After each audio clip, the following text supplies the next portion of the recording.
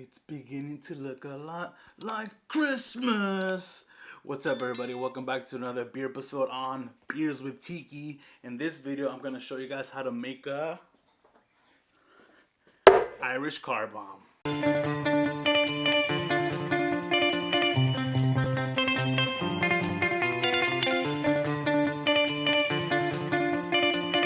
The Irish car bomb drink is using 3 Irish things: Guinness beer, Jameson whiskey, and Bailey's. Besides those 3 items, you're gonna need a pint glass and a shot glass. What you want to do first is pour your beer into the pint glass.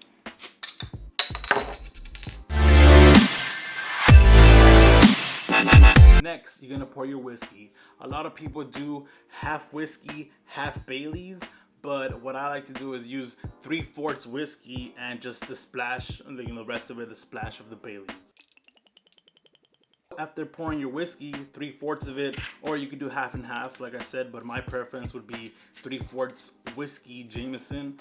Afterwards, you're gonna pour your Bailey's. Next is the exciting part. You drop your shot in your beer.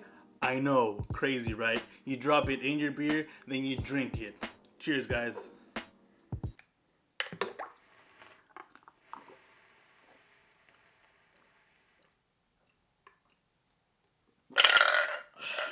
And there you have it, the Irish car bomb.